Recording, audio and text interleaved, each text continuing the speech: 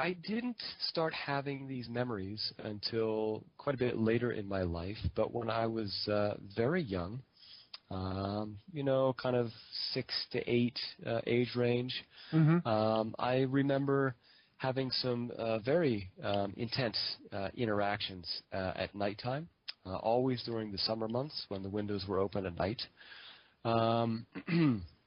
And the memories were very clear, the ones that I have, where I was actually being taken at nighttime on occasion, and going through some very intense experiences. And the experiences always seemed to be in basements or some type of underground structure.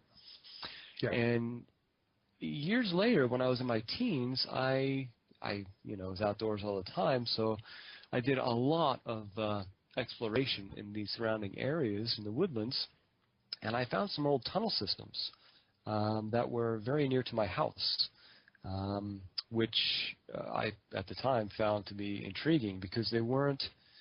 I mean, Pennsylvania is riddled with caves, but of course, this wasn't a cave opening. This was a tunnel system. Now, this was when you were still a child, right? You were living in Pennsylvania, and these tunnels that you discovered were in Pennsylvania. Yes. Okay. Yes, they were. They were in the Lancaster, Lebanon County area. No, that's not a surprise. I live, by the way, for the listeners, the area that White Wolf is talking about right now is within a 30-mile radius of where I'm presently located. So I'm very... Yeah, you live in quite the area there. Yeah, it's Cabal Central here. Absolutely. Yeah. So anyway... later on, I found out that these tunnel systems connected to Fort Indiantown Gap, which is also not very far away. Spent time there myself, yes. And they connect to tunnel systems that go underneath Harrisburg. They go down into Maryland and connect with other tunnel systems that go clear on down into Virginia, New Jersey, all the way up to Maine. All over the place. Yeah.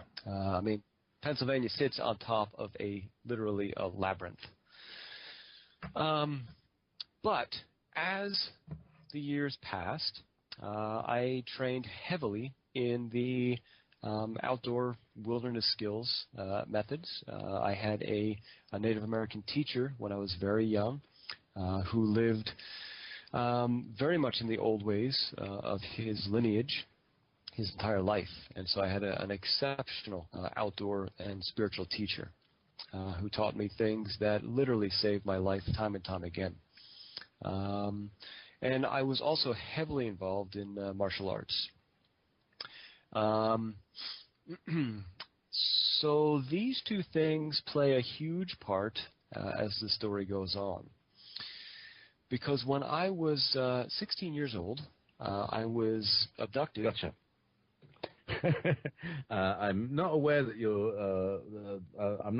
aware that I just had a massive power outage here, caused by a toaster, and but we've got the stream back and everything's fine. Okay, yeah, I was seeing that on the chat room that they were having problems. Yeah.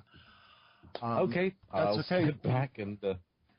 Thanks, JP. No, thanks a lot for telling us that. Yeah, and it wasn't the powers that be, unless they can influence an electric toaster.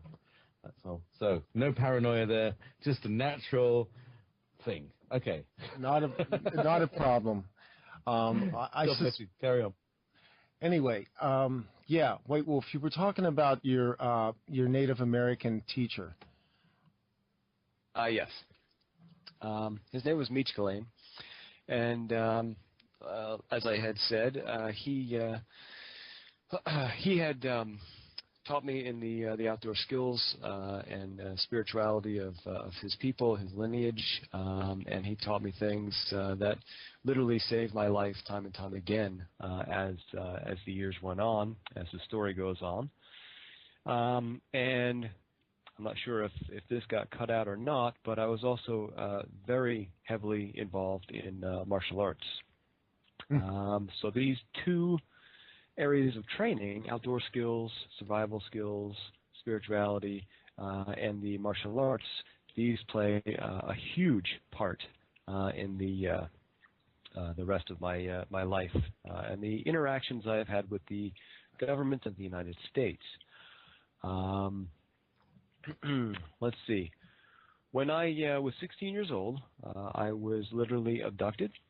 I was actually taken when I was in Lancaster, Pennsylvania, and I was brought to what I have known as the training facility. And this training facility is probably today still being run by the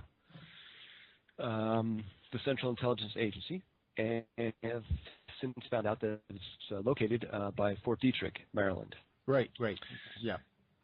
So it's not very far away from where I was living to begin with. And I spent 3 years on and off in the training facility. And this training facility greatly enhanced the skills that I already had, added to these skills, and the main purpose of this facility and the program I was in was to train assassins.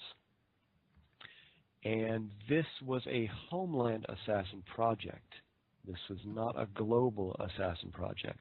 So you were doing domestic operations. Yeah, domestic meaning basically the North American Union, from Canada all the way down to Central America. Okay. So it wasn't just in the United States.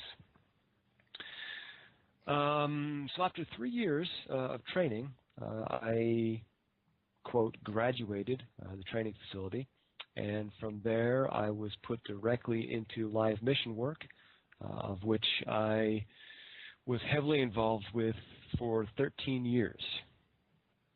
So that's 16 years total between the training facility and live mission work.